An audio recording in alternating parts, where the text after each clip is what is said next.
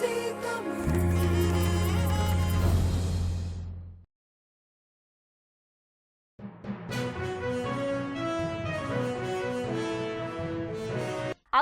நிகழ்ச்சிக்கு மீண்டும் வரவேற்கிறேன். இன்னைக்கு இலங்கையின் வடக்கு மாகாண சபை உறுப்பினர் அனந்தி சசிதரன் நம்ம அரங்குல இணைஞ்சிருக்கிறாங்க.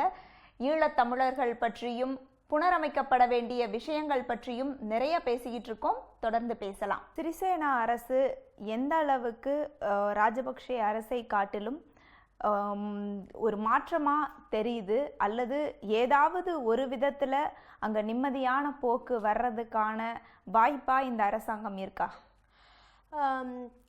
யார் என்னதான் கூறினாலும், நல்லாட்சி அரசாங்கம் இப்போ கூறினாலும் அந்த முகங்கள் மாறி இருக்கிறதை ஒழிய எண்ணப்பாடுகள் சிந்தனையெல்லாம் ஒன்றுதான்.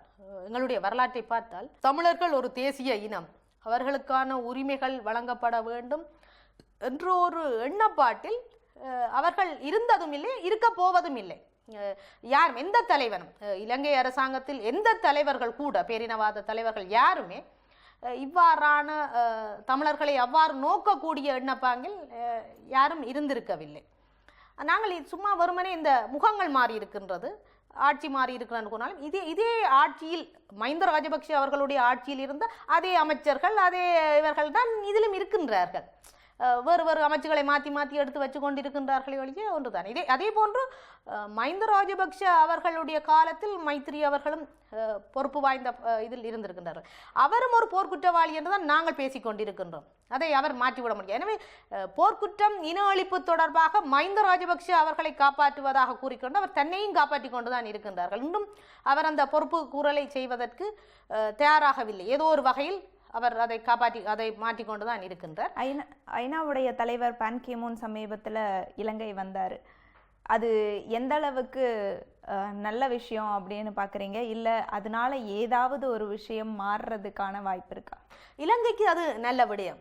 ஆனால் பாதிக்கப்பட்ட தமிழர்கள் தரப்புக்கு அவர் எதையும் செய்து விடவில்லை. செய்தது முழுக்க அநியாயமாகத்தான் நாங்கள் பார்க்கின்றோம். தலையிடுகின்ற கொள்கையை வைத்துக்கொண்டு எங்களுடைய மக்கள் செத்து அழிந்து கொண்டிருந்த போது பான் கி மூன் அவர்கள் பார்வையாளராக இருந்தார். அவர் அதை தலையிட வேண்டும் என்றால் அவருக்கு இறப்பது ஈழத்தமிழர் தானே என்ற ஒரு எண்ணம் ஓங்கிவிட்டிருந்தது. எனவே அவர் இலங்கை பிரச்சனையின் மூலம் செயலாளராக வந்தார். இலங்கைக்கு வந்து தன்னுடைய ஃபேவல் பாட்டியையும் வச்சுட்டு போயிட்டார். அவர்களுடைய நிகழ்ச்சி நிரலுக்குத்தான் வந்தார்.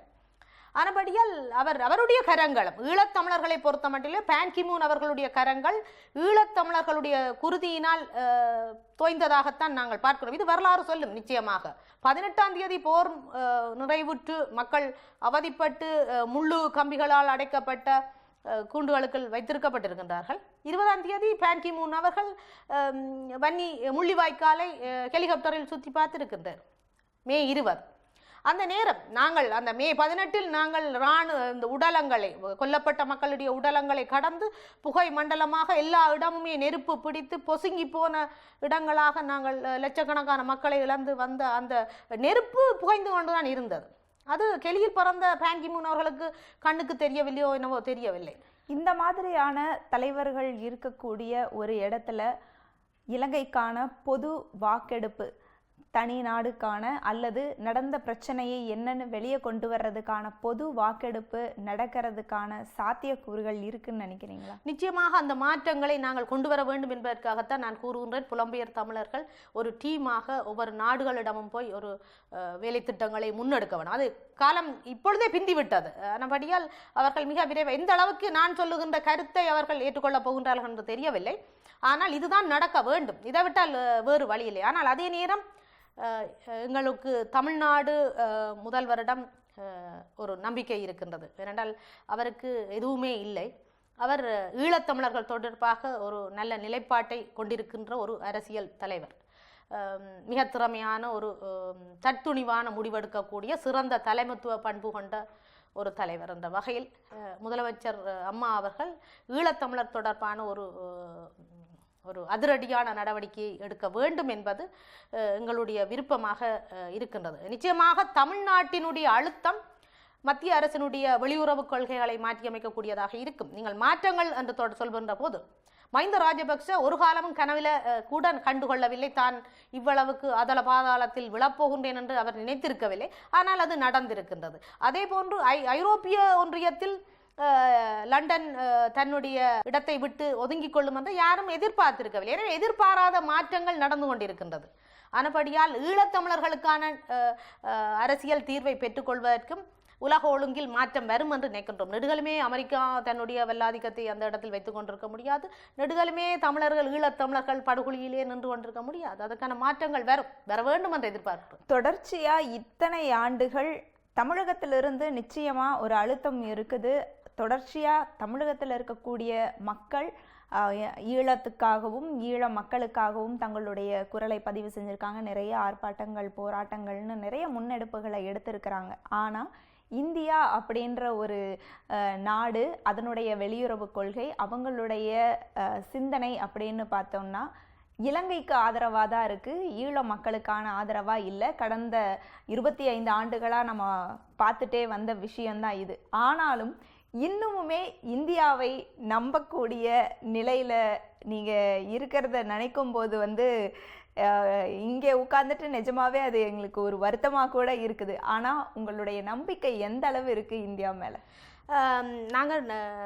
நான் நம்புகிறேன். என்னென்றால் இந்த மாற்றங்கள் கூட திடீரென்று ஏற்படக்கூடிய ஒன்று தான். ஆனால் இன்றைக்கும் நான் அந்த போரில் இருந்து மீண்டு வந்து இவ்வளவு அழுத்தமாக இவ்வளவு மூர்க்கத்தனமாக நாங்கள் போராடுறோம் என்றால் தமிழ்நாடு எங்களுக்கு பின்னால் இருக்குதுன்ற ஒரு நம்பிக்கை. நிச்சயமாக அந்த உணர்வு தமிழ்நாட்டிலே இருக்கிற தமிழர்கள் மத்தியில் ஈழ மக்கள் சார்ந்த அவர்களுடைய அந்த அனுதாபம், அந்த உரிமை, அது நிச்சயமாக ஒரு நாளைக்கு பெரிய பூகம்பமாக தோற்றம் பெறும் இந்த அழிவுகளுக்கு. ஆனால் அந்த தோற்றம் கூட நாங்கள் முள்ளிவாய்க்காலில் மரணித்து கொண்டிருந்த போது இங்கு பெரிய ஒரு கொந்தளிப்பு ஒன்று இருந்தது. நிச்சயமாக அந்த கொந்தளிப்பு எங்களுடைய தேசிய தலைவர் மரணித்து விட்டார் அல்லது அவருக்கு என்ன நடந்ததென்ற செய்தி எங்களுக்கு தெரியவில்லை என்ற செய்தியை இங்கு தலைமை தாங்கி கொண்டிருந்த தலைவர்கள் வெளிப்படுத்தி இருந்தால் அன்று எங்களுக்கு ஒரு முடிவு கிட்டியிருக்கும். ஆனால் அதை அவர்கள் மேலே அமர்த்தி விட்டார்கள். அந்த புகைந்து கொண்டிருந்த அந்த நெருப்பை அவர்கள் அணைத்து விட்டது. அப்படியே நாங்கள் அழிவதற்கு முற்றுமுழுதான ஒரு அனுமதியை கொடுத்த மாதிரி வந்து விட்டது. ஆனால் இப்பொழுதும் இங்கே தமிழ்நாட்டை பொறுத்தமல்ல அந்த ஈழத்தமிழர்கள் சார்ந்த ஒரு நெருப்பு இந்த மக்களிடம் இருக்குது. அதாவது சில அரசியல்வாதிகள் தங்களுடைய அரசியலுக்காக பயன்படுத்துவது எங்களுக்கு வேதனையாக இருக்கிறது. 1.5 லட்சம் மக்களுக்கு மேல் நாங்கள் மரணித்து விட்டோம். நான் நினைக்கின்றேன் போர் தொடங்கி 83 ஜூலை கலவரத்தில் நாங்கள் 3 லட்சம் மக்களுக்கு மேல் இழந்து விட்டோம். அது எங்களுடைய விகிதாசாரத்தில் அது பெரிய தொகை, ஈழத்தமிழர்களுடைய விகிதாசாரத்தில். ஆனால் நாங்கள் நம்புகின்றோம். நான் ஜெயலலிதா அம்மையாரை நம்புவதற்கு காரணம் அவர்களுக்கு பிள்ளைகள் இல்லை, அவர்களுக்கு சொத்து சேர்க்க வேண்டிய தேவைகள் இல்லை. நான் அவருடைய நிறைய சம்பவங்களை பார்த்திருக்கின்றேன். மிக தத்துணிவாக முடிவுகளை எடுக்கக்கூடிய அவர். சில அழுத்தங்கள், நெருக்கடிகள் மத்திய அரசினால் அவருக்கு இப்பொழுது ஏற்பட்டிருந்தாலும் அவர் தன்னுடைய பதவி காலத்தை விட்டு போகும் பொழுதோ அல்லது ஒரு காலகட்டத்தில் அவர் அதிரடியான முடிவுகளை எட்டக்கூடிய ஒரு சிறந்த தலைவர். நான் இங்குள்ள அரசியலில் திமுக தலைவர் கருணாநிதி அவர்களுக்கு எதிராக ஒரு அரசியல் செய்வதென்றால் அது சாதாரண விடயம் அல்ல. மிக மிக மோசமான ஒரு நிலை.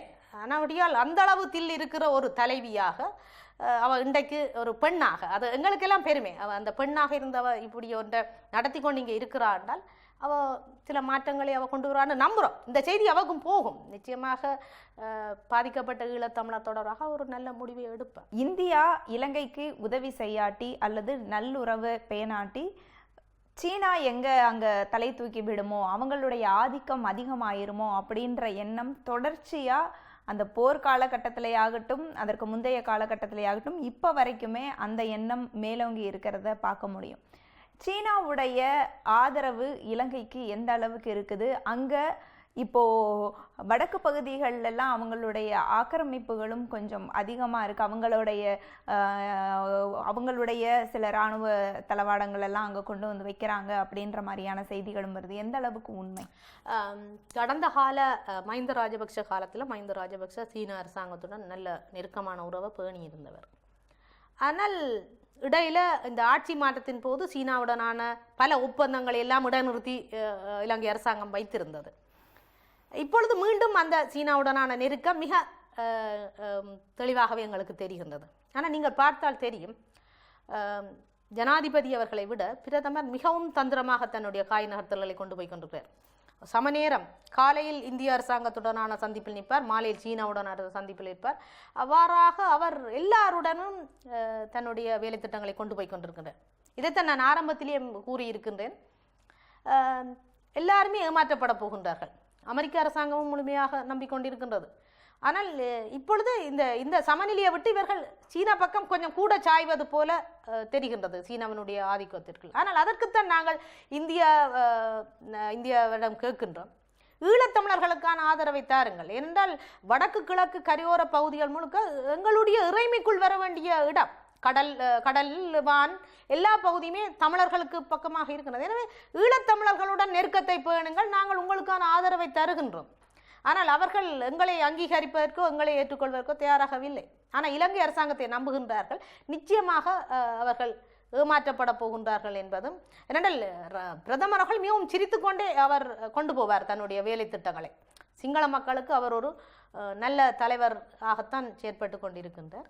ஆனபடியால் இவர்களுடைய அந்த ராஜதந்திரம் எந்த அளவுக்கு வெற்றி அளிக்க போகிறான்னு தெரியலை. நிச்சயமாக இந்திய அரசாங்கம் தமிழர்களை நம்பல. நாங்கள் எந்த ஒரு இடத்திலையும் இவர்களுக்கு துரோகத்தை செய்ய நினைக்க மாட்டோம். இப்போ இருக்கக்கூடிய புலம்பெயர் தமிழர்கள் என்ன மாதிரியான செயல் திட்டம் வைத்து இங்கே புனரமைக்கும் பணிகளில் கொஞ்சம் ஈடுபடணும், எந்தெந்த விஷயங்களில் அவங்களுடைய அக்கறையை செலுத்தினா நல்லா இருக்கும்னு நினைக்கிறீங்க? ஏன்னா கல்வி, வேலைவாய்ப்பு எல்லாமே இப்போது சிரமத்தில் தான் இருக்குது. அந்த மாதிரியான நிலை எதில் வரணும்னு நினைக்கிறீங்க?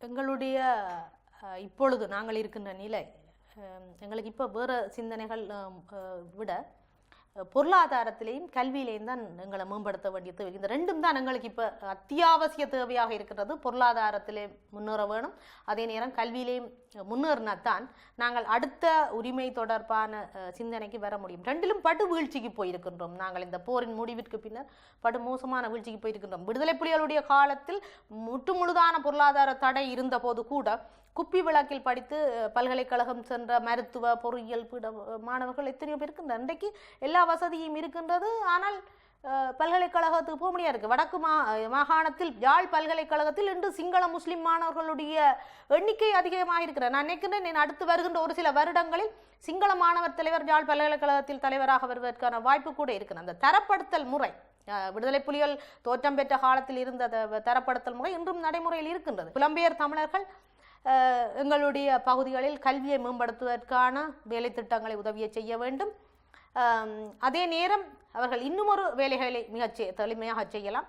தங்களுடைய முதலீடுகளை வடபகுதியில் கொண்டு வந்து போட வேண்டும். ஏனென்றால் நான் ஏற்கனவே கூறியது போன்று தென்னிலங்கையில் இருந்து கபட நோக்கத்துடனான பொருளாதார அபிவிருத்தி வேலைகளுக்கு இந்த கொண்டு வந்து முதலீட்டாளர்களை ஊக்குவிக்கின்ற வேலை திட்டத்தில் வடக்கு மாகாண ஆளுநர் முதலீடு செய்யறதுக்கான சூழல் இருக்குதா? நிச்சயமாக அதற்கான சூழல் இப்பொழுது உருவாகி கொண்டு வருகின்றது. நாங்கள் கேட்கின்றோம், தென்னிலங்கையில் இருந்து ஆளுநர் அவர்கள் திட்டமிடப்பட்டு கொண்டு வருகின்ற அந்த முதலீடுகளை விட எங்களுடையவர்கள் இங்கு வந்து முதலீடுகளை போட்டு எங்களுக்கான வேலை திட்டங்களை செய்யலாம். அதற்கு நான் என்ன கேட்குறேன்னா, இப்போ புலம்பெயர்ந்த தமிழர்கள் இங்கே இலங்கை பகுதிகளுக்குள்ள வந்து முதலீடு செய்யறாங்கன்னு நீங்க முதலே சொல்லியிருந்தீங்க. இப்போ தமிழர் பகுதிகளில் வந்து முதலீடு செய்யறதுக்கு அந்த அரசாங்கம் ஒப்புக்குமா? அதுக்கான சூழல் இருக்குதுங்களா? அதற்கான சூழலை நாங்கள் கொண்டு வர வேண்டும். ஏனென்றால் அவர்கள் தங்களுடைய கோரிக்கைகளை முன்வைக்க வேண்டும். நாங்கள் வடக்கு மாகாணத்தில் இன்னொரு அபிவிருத்தி வேலை திட்டத்தை செய்ய போகின்றோம் என்று முதலமைச்சர் ஊடாக கேளுங்கள், நாங்கள் அதற்கான வாய்ப்புகள் உருவாக்கி தரோம். அதனை விட்டு சிங்களவர்கள் ஒரு இனப்பெரம்பலை ஏற்படுத்துவதற்காக அல்லது வடமாகாணத்தில் தங்களுடைய ஆதிக்கத்தை கொண்டு வருவதற்கான முதலீடுகளை நாங்கள் ஏற்றுக்கொள்ள முடியாது. நாங்கள் என்னதான் போரில் பாதிக்கப்பட்டு வறுமையில் வாழ்ந்து நாங்கள் கஷ்டப்பட்டாலும் கூட கபட நோக்கத்திலான ஒரு அபிவிருத்தி வேலை திட்டங்களை நாங்கள் கொண்டு வருவதற்கு அனுமதிக்க முடியாது. சும்மா சிலர் கூறுகின்றார்கள், ஐயோ வருகின்ற அபிவிருத்தி எல்லாத்தையும் வடக்கு மாகாண முதல்வர் குழப்புகின்றார். அது அல்ல நோக்கம்.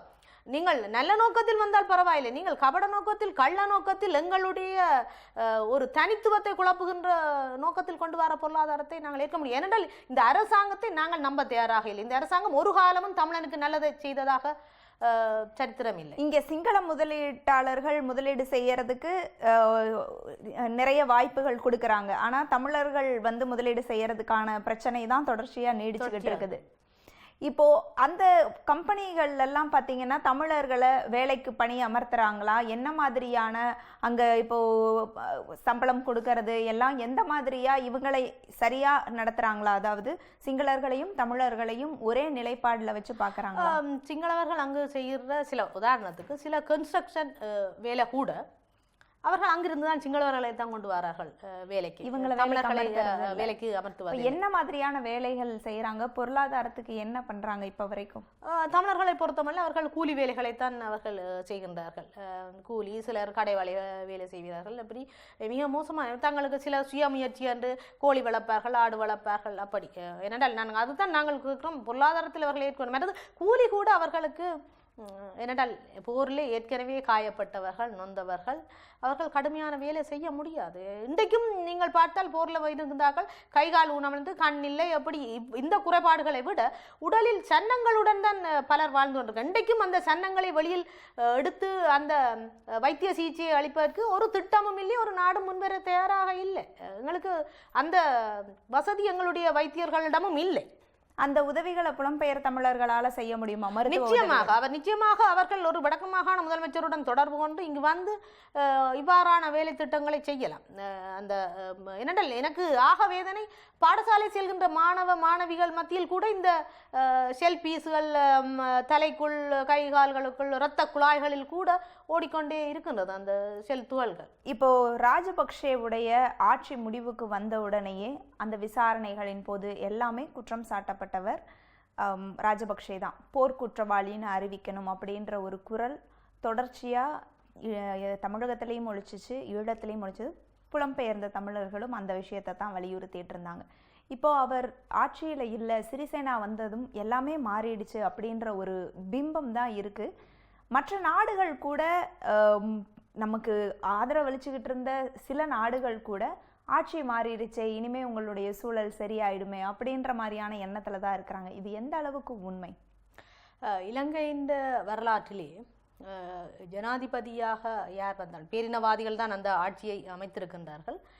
காலங்காலமாக வந்த அரச தலைவர்கள் எல்லாருமே எங்களை அந்த இன அழிப்புக்கு ஆளாக்கி கொண்டு தான் இருக்கின்றார்கள். இதில் முக்கியமாக 83ஆம் ஆண்டு கலவரத்தில் 3000 தமிழர்கள் கொல்லப்பட்ட போது இந்திய பிரதமர் இந்திரா காந்தி அம்மையார் எங்களுக்கு நடைபெற்றது இன அழிப்பு என்றதை தன்னுடைய பிரதிநிதி ஒருவரை கொண்டு ஐக்கிய நாடுகள் சபையில் பேசியிருக்கின்றார். அந்த 3000 பேர் செத்த போதே இன அழிப்பு என்று பேசிய அம்மையார் 3 லட்சம் பேர் செத்த போது இந்திய அரசாங்கம் பேசாமல் இருந்து விட்டது. ஆனால் இதைத்தான் நாங்கள் கூறுகின்றோம். நிறைவேற்று அதிகாரம் கொண்ட ஜனாதிபதி முறையில் கடற்படை, விமானப்படை, இராணுவ எல்லாத்திற்குமே பொறுப்பாக இலங்கை அரச ஜனாதிபதி தான் இருக்கின்றார். அவர்கள் செய்த குற்றங்களுக்கும் அரசு தான் பொறுப்பு. அரசு தான் அதற்கான பதிலை தர வேண்டுமே ஒழிய இவ்வாறான ஒரு மாற்றங்களை எங்களுக்குள் கொண்டு வந்து விட முடியாது. இதுதான் பலருக்கு எங்களுடன் முரண்பாட்டை தோற்றுவிக்கிறது, பல நாடுகளுக்கும் தோற்றுவிக்கிற இதுதான். ஏனென்றால் எல்லாருமே ஏற்றுக்கொண்டு போகின்றார்கள், ஆட்சி மாறிவிட்டது, பேசாம இருக்கின்றார்கள். இவர்கள் ஒரு சிலர் மட்டும்தான் இவ்வாறான பிரச்சனைகள் கிளப்புகின்றார். இது சாதாரண ஒரு பாமர மக்களுக்கே தெரியும். இது எங்களுக்கான நீதியும் அல்ல, நியாயமும் அல்ல. ஆட்சி மாற்றத்திற்கு முன்னர் பெரிய அளவில் வந்த வெள்ளைக்காரர்கள் எங்களுடைய வடமாகாணத்திற்கு இப்பொழுது வருவதில்லை, எங்களுடன் பேசுவதும் இல்லை. ஏனென்றால் அவர்களுடைய வேலை முடிந்து விட்டது. அவர்களுடைய நாட்டினுடைய நலன் சார்ந்து வேலை திட்டங்கள் எல்லாம் இலங்கை அரசாங்கத்துடன் வெறுட்டுக்குள் போய்கொண்டே இருக்கின்றது. அப்படியே எங்களை இனி தேவையில்லை. அவர்களுக்கு தங்களுடைய தேவைக்கு ஈழத்தமிழர் பிரச்சனையை கையில் எடுத்துக்கொண்டார்கள். இப்பொழுது தங்களுடைய தேவைகள் முடிந்து விட்டது. எனவே ஈழத்தமிழர்களை புறந்தள்ளி விட்டார்கள். ஆனால் நாங்கள் தொடர்ந்துமே இந்த சர்வதேச விசாரணையை சர்வதேச அரங்கில் வலியுறுத்துவதுடன் எங்களுக்கான நியாயம் கிடைக்கும் வரை, நியாயமான எங்களுடைய பாதிக்கப்பட்ட எங்களுடைய இனம் ஏற்றுக்கொள்ளுகின்ற ஒரு நியாயமான அரசியல் தீர்வு கிடைக்கும் வரை நாங்கள் எங்களுடைய போராட்டங்களை முன்னெடுக்க வேண்டிய தேவையில் இருக்கின்றது. நிச்சயமாம்மா. உடனடி தேவையா இப்போ ஐநாவில் எடுக்கக்கூடிய அந்த முன்னெடுப்புகள், புலம்பெயர்ந்த தமிழர்கள் செய்ய வேண்டிய விஷயங்கள்னு நீங்கள் குறிப்பிட்டவையாகட்டும், அல்லது ஈழத்தில் இருக்கக்கூடிய மக்களுக்கு இப்போ அடிப்படையாக தேவையாக இருக்கக்கூடிய கல்வி, வேலைவாய்ப்பு, பொருளாதார மேம்பாடு, இந்த விஷயங்களாகட்டும், அல்லது சர்வதேச விசாரணை, பொது வாக்கெடுப்பு, இது போன்றவையாகட்டும், வெகு விரைவில் நடக்கணும் அப்படிங்கிறது தான் இங்கே இருக்கக்கூடிய தமிழகத்தில் இருக்கக்கூடிய மக்களுடைய ஆசையாகவும் இருக்குது. அதுக்கான போராட்டங்களை முன்னெடுப்புகளை இங்கே இருக்கிற எங்களால் முடிஞ்ச அளவுக்கான விஷயங்களை நிச்சயமாக தொடர்ச்சியாக செய்வோம். உங்களுடைய குரலும் தொடர்ச்சியாக ஒழிச்சுக்கிட்டே இருக்கணும். ஒரு அமைதியான சூழல் விரைவில் வரணும் அப்படிங்கிறது தான் எங்களுடைய ஆசையும். நீங்கள் உங்களுடைய நேரத்தை எங்களுக்காக செலவிட்டமைக்கு மிக்க நன்றி. நன்றி. மீண்டும் மற்றும் ஒரு அகம்புறம் நிகழ்ச்சியில் சந்திக்கலாம். வணக்கம்.